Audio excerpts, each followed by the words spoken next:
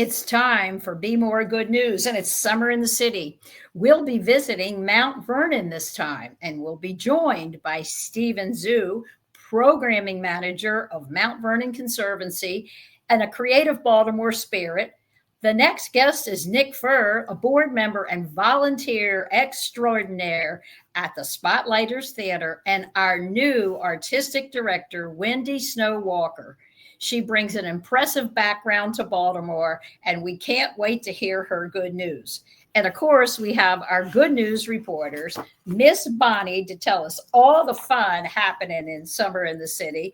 And of course, our very own Chris, our storyteller, to hear a little story about Mount Vernon. Always interesting when he speaks. Unfortunately, Desmond is out doing too many things this week. And our own very young is on his honeymoon in Aruba petting flamingos. So there we go.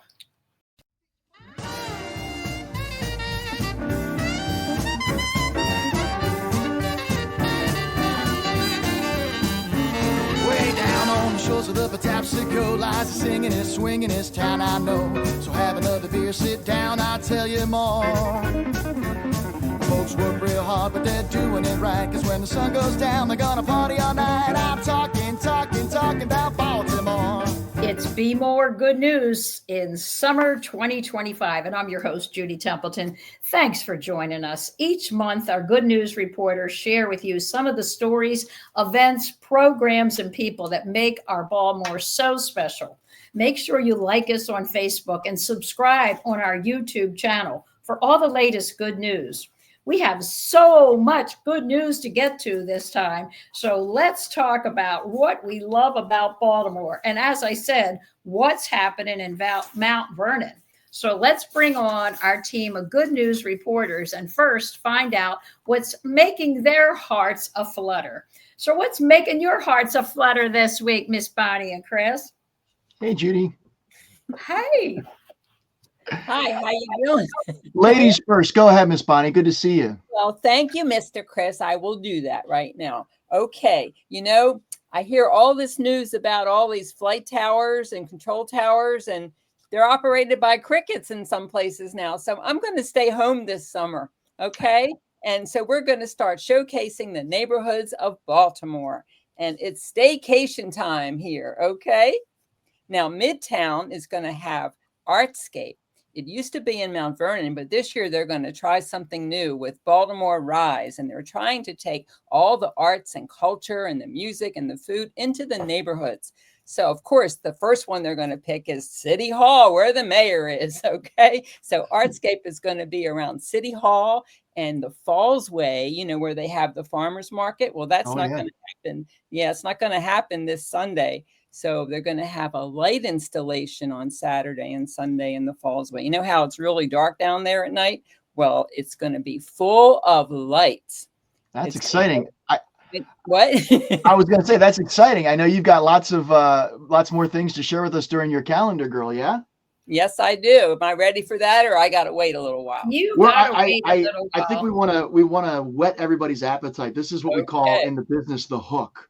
So, I'm a hook. Okay. I'll be a hook. So we want to keep everybody stay tuned. I was going to say for summer, I was really excited about watching the Orioles. It's been a bit of a rough go so far, but we're loyal to our team. So a bad day at the ballpark is better than a good day at the office. I always say, Judy. Oh, I couldn't agree more, hon. And we love our O's, so we're going to stand by them for sure. So my news is sort of what's already been, but it'll lead into our next guest. So Miss Bonnie and I had gobs of fun at the Flower Mart, and we were the MCs of the hat contest, and we had an amazing winner with a hat about 6 feet high. I don't know how she balanced it.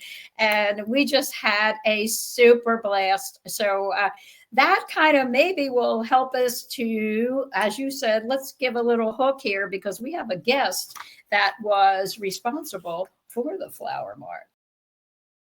So if you want enchantment in BeMore, then you've got to head to Mount Vernon. It's an historic and an artistic section of BeMore full of charm.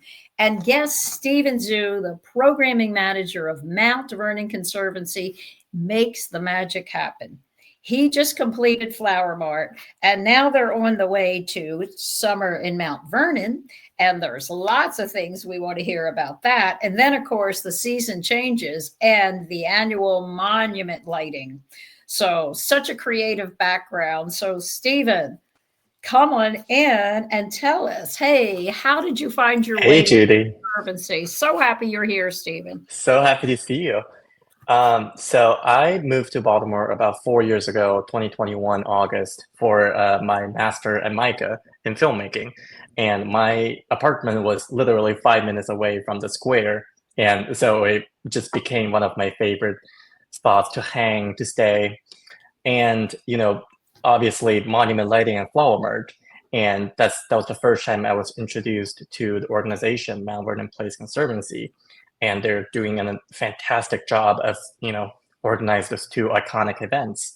And I was just, I hope I could have had a chance to, work with them and collab with them.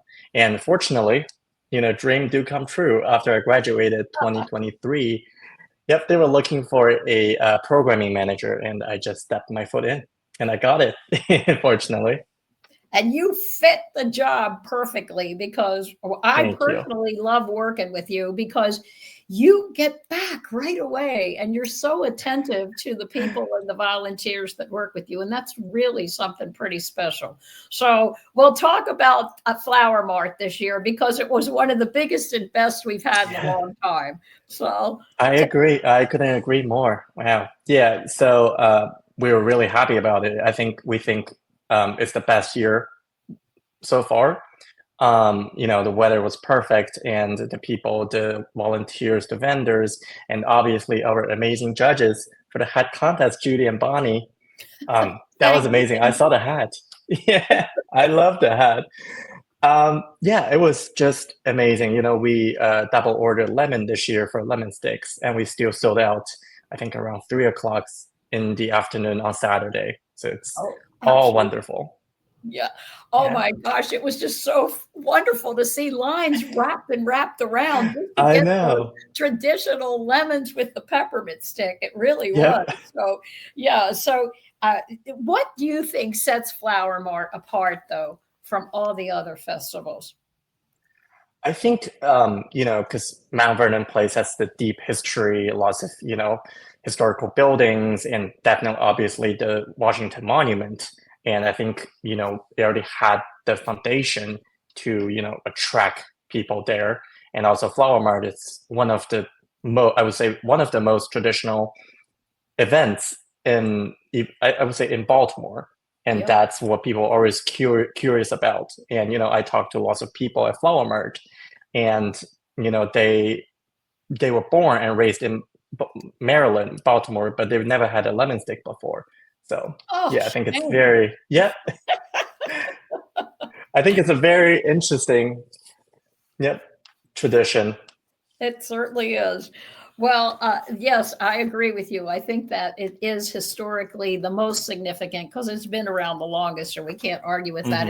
And big thanks to the Conservancy for continuing it in its most traditional way and really with respect to things that had been done. So it's just wonderful. So, okay, so now we're going to move out of spring. Let's see, well, what's going on in the summer at Mount Vernon? So we will have our annual summer program. It's called Summer in the Squares. So what we will have free concert, free movie nights, and free yoga classes. So it will be every Thursday for free concert. It will be at the West Square. We will feature local artists in the DMV area, and also neighborhood organizations like Peabody, BSA, and more, and Orchid. And every third Thursday night, we'll have a movie night in front of Peabody, the East Park, and every Saturday we'll have 2 yoga classes from 8:30 to 9:30, and also 9:30 to 10:30. Is that at night or in the morning? Yep, in the morning. Okay. At the Spirit. Yep. little twilight yoga, so Yep. wow, that Yeah. sounds It'll also be great. fun. Yep. Oh, yeah. All right. Now, this is not my favorite season, but we have to talk about it because the monument lighting is, again, one of the most traditional events in Baltimore for sure. And I hate to have to mention, but gosh, last year's weather was just horrible. This year, just like Yeah. Flower Mart was perfect weather, this year it's going to be great weather. So, hmm but tell us. Yeah, we can't wait. Yeah, I know. Well, that is a big undertaking. That is a hmm huge event. So tell us about that. So monument lighting is also like Flower Mart. It's also one of the oldest traditional events in Baltimore. So it sets the tone for the official holiday season. We'll have firework. We'll have over 20 plus local food vendors from sweets to savory. We'll have live music. We'll have amazing roaming performers like Judy and Bonnie again. Wow, we got promoted twice, Bon. Yay! Yeah, That's it's one of my favorite events in Baltimore. So it yeah, we can't really wait for is. that. Oh, it is something special to watch those lights go up, and the Mhm. fireworks are just always Yes. just amazing. Oh, well, I just loved your bio, by the way. So I definitely want to just make sure and mention that you are a passionate creative. I just love that. And of course, a filmmaker, event planner, graphic designer, performer, and a cat dad too. And the Yes. other part that I found quite entertaining is that you love a good London fog and a dirty martini. I'll join you on the I martini, do. okay? Oh yes, please. And you're also inspired by theater and immersive techniques, and creative directives are focused on bridging the gap between the screen, the actor, and the art. And that's just beautiful. And actually, it really connects to what's going to be our next guest for sure. And we'll pick up on that in just a minute. But anything else you want to tell us about your work? I mean, you just seem to fit right into the job there. So, anything else you want to promote about yourself before we have to go? Thank you so much, Judy. That was amazing. I mean, I'm just really appreciated what you folks are doing. This is, such amazing platform to share, about each neighborhood, each organization, each businesses. And so thank you so much for doing such an amazing job. And I'm Oh, so honored to be part of it. well, thank you. And you delivered all good news, so you can come back again. Yes, I'm so excited. We'll look forward to seeing you at either the yoga class at 8:30 or 9:30 in the morning, or the That would be movies, great. or the concerts. Yep, or the martini night. Oh, okay. Yes, I Yes. would love that. And so if you want to know more and you can't remember when the dates are, they're right posted. So you can look up the mountvernonplace.org and find out dates as well. And Stephen, we just adore you. Thank you. Keep doing what you're doing. You're doing a wonderful job. Thank you so much, Judy. Well, after you get done walking past the square and where the monument lighting is and so forth, if you get into the heart of Mount Vernon, there's a theater that's been running since 1962, and it's quite a treasure. Right here in our own BeMore, bringing diverse, creative, and bold theater. Joining us is Nick Furr, who is a board member, and he's been, and I said it earlier, and I'll say it again, a volunteer extraordinaire of 20 years. Wow. So we're going to talk to him first, and then we're going to talk to our new artistic director, Wendy Walker, and find out more about what she is bringing here to the yard. That's the Baltimore yard, of course. So, Nick, I have to say that we almost have known you for a year. Bonnie and I were blessed to have met you and your husband last year at the Twilight on the Terrace. Yes. And it was a fun evening, but the most fun was really getting to meet both of you. It really was. Oh, thank you. It was a pleasure meeting you as well. Yeah. So, and then of course, you both shared some of what you have been contributing to Baltimore, and so we found out also that you, of course, were on the board, and I knew another person, and I'll say shout out to Valerie Lash because I knew her for quite a few years. She's wonderful. So tell us about the 20 years that you've seen a lot of change. So tell us about being on the board and how that's going. It's wonderful. Spotlighters is just a great place to see theater. It's in the round, it's intimate, it's a small space, and they do a lot of creative, new classics. It's just a variety of pieces that are meant to just make you think and just enjoy yourself. It's a great place to be, and they've been doing a wonderful job for so many years. They really have, despite everything. I mean, it's Yes. what the show must go on. Definitely new Spotlighters. They must have known Spotlighters before that quote was made, because it is certainly for sure. So, so you're now, are you still on the board? I And am.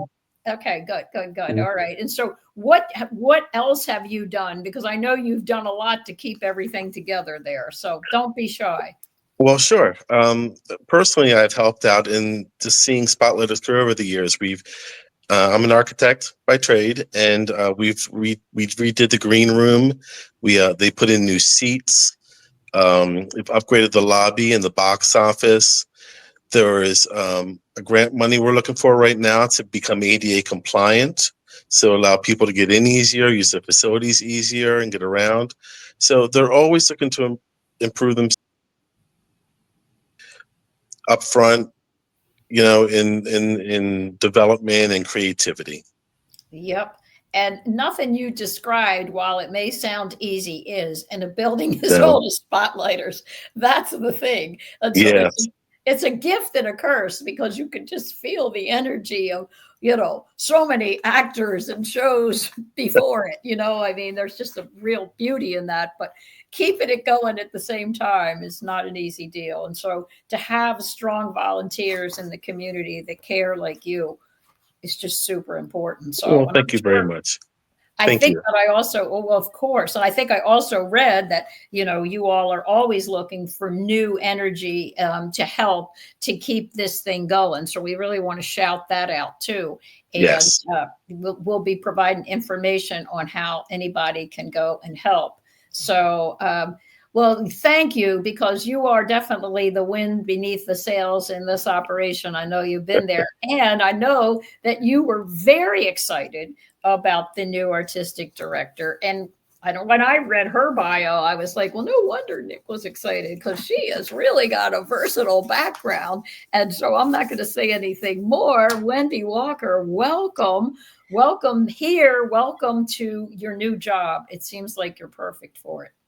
Well, thank you so much, Judy. I am thrilled to be here. I'm thrilled to have joined the Spotlighters family. Spotlighters has been around 62 years. I've only been here for 2 months, but it already feels like home. So I'm really, really happy to be digging in and getting ready for our 63rd season. Wow, that is amazing. That's so amazing to say, right? It really is. So, I mean, let's talk about your very diverse background, although it's all, you're a true creative, and it's all in all of the arts. But I love that you've dabbled in so many places. I mean, even to be a college professor. And yeah, so tell us a little bit about your background. Not a college professor. Oh, okay. Okay. Not a You college worked in a college. Okay, sorry. Okay. No. So tell us a little about your background and what Sure. led to you coming here. Sure. So I actually started in the TV industry in the early 80s. I did a lot of commercials, and I worked on a little TV show, a teen talk show, basically. And that sort of lit the fire in me to say, hey, I really want to do these things that get information out to the community in a very creative way. And that led me to Washington College, where I majored in theater. And then I took that creative theater road in many, many directions. So I'm both an actor and a costumer and a director and a playwright. So lots of different things along the way. I was very fortunate to start working in 1992 in a small equity theater here in Western Maryland. And I earned my equity card, which was very exciting and very helpful. Because when my daughter graduated from high school on a Friday in 2010, I went to New York the following Monday and got myself cast in the Scottish play. And I got to spend the whole summer in New York City, living in the East Village, and being part of Outdoor Shakespeare. And at that point, I realized, yes, this is exactly what I want to do forever and ever. So from there, that brought me back to Baltimore, and House of Cards had started filming at that point. Oh boy. And I landed a recurring role on that as the president's secretary for the first 2 seasons, which really meant I was just on stage every time the president was on set and just waiting for the current director to decide to open the door and see me sitting, typing dutifully on my fake computer in my fake Oval Office. So I spent a lot of time getting to know the crew. And one of the ladies on the crew, she and I started talking about our background with costumes and whatnot. And she said, oh my goodness, if you sew costumes for theaters, you should come join IATSE, because we always need costumers. So that's how I ended up as an IATSE costumer. And since then, I've been able to work on really wonderful shows, film and TV that has come through Baltimore and Washington. Things that people will recognize: Lioness, which is on Paramount Plus, and We Own This City, which was about Baltimore. Lady in the Lake, which came out last year, I believe. So pretty much any show that has anything to do with Baltimore or Washington comes through our area, and we get called upon to do those costumes, which is great. We also have big theaters, obviously, in Baltimore and Washington. I've been really fortunate to work at the Kennedy Center and the Warner and the National, working on Broadway Across America shows that happened there. And I actually made my Kennedy Center debut on stage this year. Wow. And you can see it on Netflix right now. I am one of the 12 dancing Mark Twains in the finale of the Mark Twain Prize for Conan O'Brien. Tune it in. Tune it in. You will see several glimpses of me dancing behind Adam Sandler. And it was a really, really fun, adventurous day. Kind of took me by surprise. It wasn't a job I expected to wander into at all, but I was really thrilled to be there. And that was really a once in a lifetime experience. So I still spend a lot of time on stage. I still spend a lot of time backstage. And as an arts administrator, I have experience as a director of Henry Mancini Arts Academy in Pittsburgh, and as the executive director of the Wayne County Arts Council in North Carolina. So all of those things all together brought me to Spotlighters to be their new artistic director. And I am just thrilled to be here. Well, we are thrilled to have you. And I just love how your whole background, one thing led to the next thing. And that's the way it is in the arts, which I love the arts, because opportunities do abound. You know, you got to answer the door. And so now I want to go back and watch House of Cards. I mean, but I just love your just passion and enthusiasm for telling all those things. And what a great story. And lucky you that you got to live in New York and be in Shakespeare Theater. That must have been quite something. So it was great. Oh, well, I know you're going to bring all that you have here. And that's why I know it's going to be an exciting season. So you already have an event in mind, don't you? We have a couple of events in mind. Yeah, we're very excited. So we're finishing up our 60-second season with Clyde's by Lynn Nottage. It is a really interesting contemporary piece about ex-cons who are able to sort of rehabilitate in society by working at this diner that is in the middle of nowhere in Pennsylvania. But it's a really great character study, and it's a really interesting just little slice of humanity.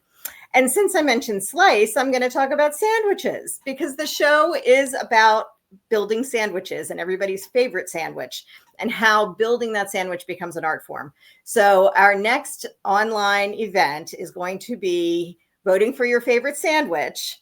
And there will be several ways that you can do that. So each one of the actors talks about their favorite sandwiches as their character in the play.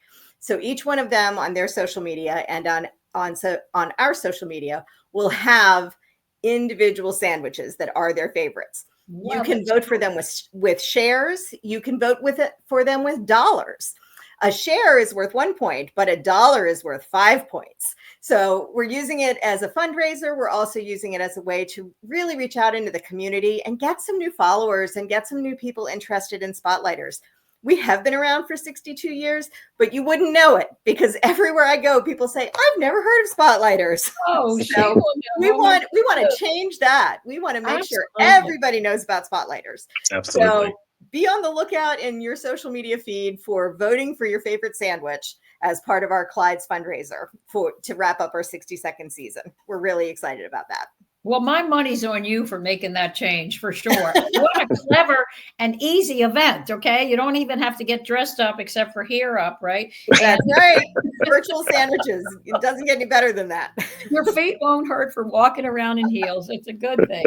I love it. Thank you so much. I'm so glad that you are here, and we will definitely be helping to support Spotlighters for sure. We'll be in touch with you about some of those ideas too, Nick. So thank you both.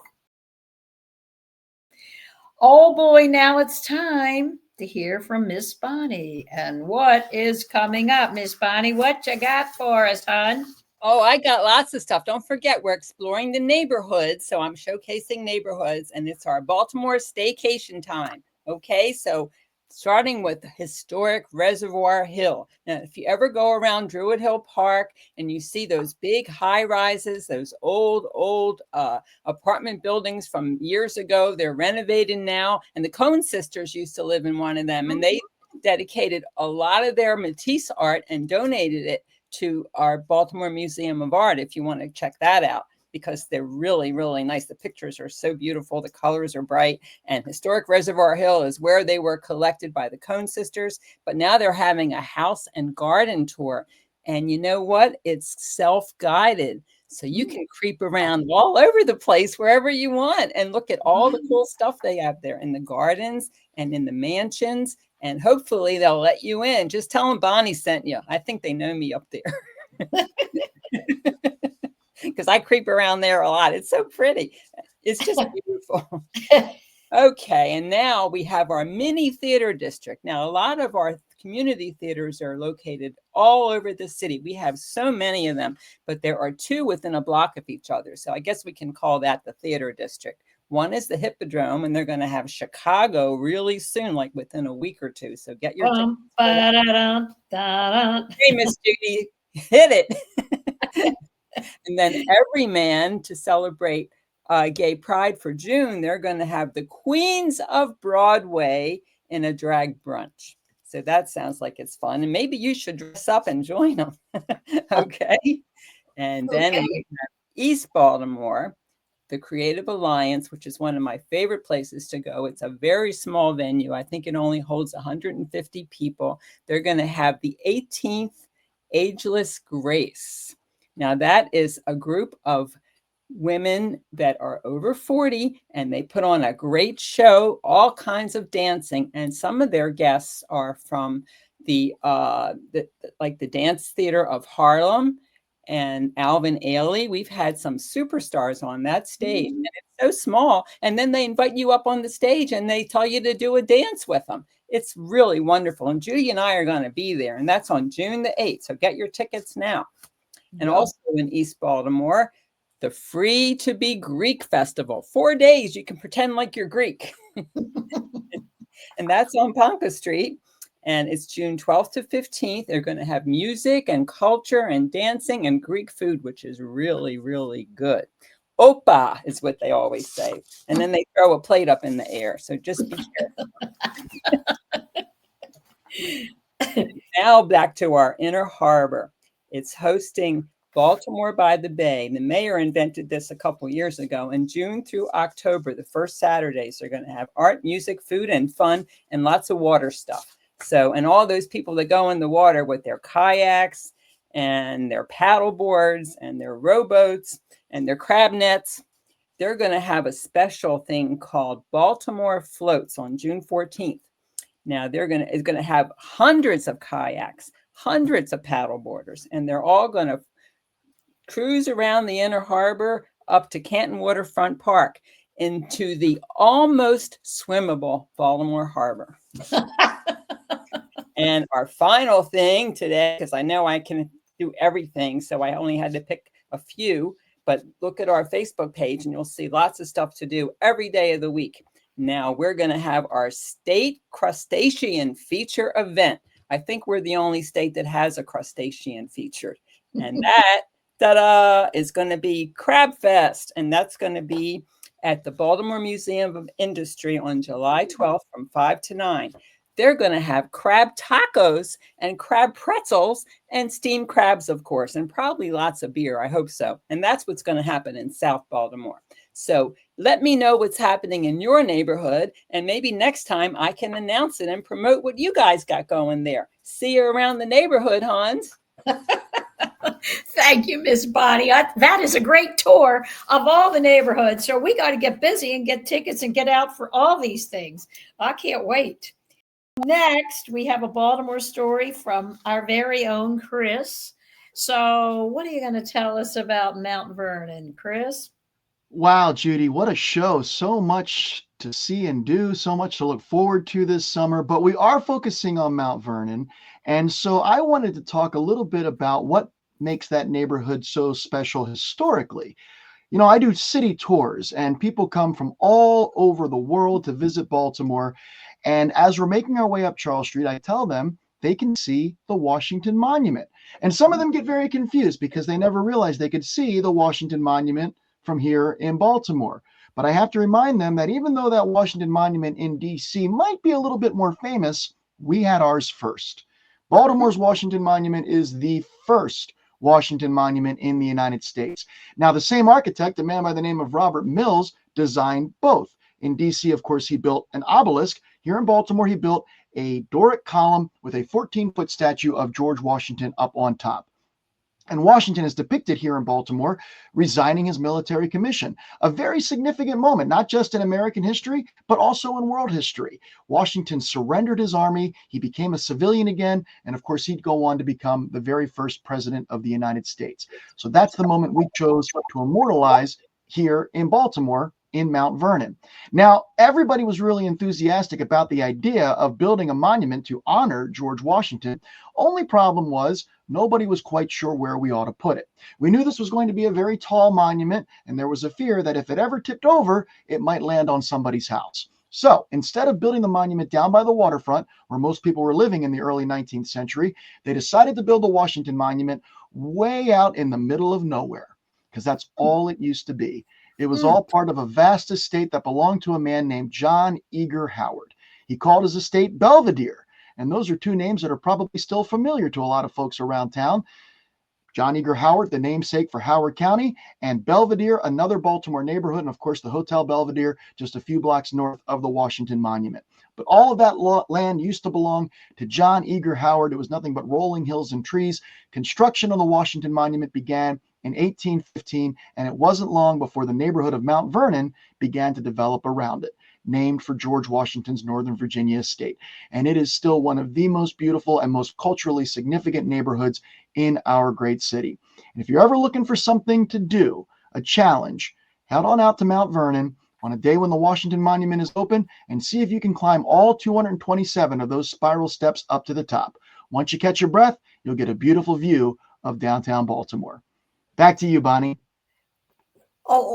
Judy, that's okay. It's Judy. Bonnie. So, Chris, I love that story, as I love all of your stories. And I'm just going to say that one year at Flower Mart, even in heels, I climbed all the way to the top in heels. And it is quite a beautiful, beautiful view. It's worth doing even in flats, you know? You earned a lemon stick after that. That's right. You deserve one and a natty bow for sure. So thanks to our good news reporters and our very special guests, Stephen Zhu, Nick Furr, and Wendy Walker. And there she is. And thank you so much for tuning in today. Make sure you like and subscribe us so you'll be the first to know when our next episode is released. And if you have some good news to share, let us know in the comments or send us an email. Until next time, it's Chris Reel, it's Bonnie Hochstein, it's Judy Templeton on BeMore Good News. Way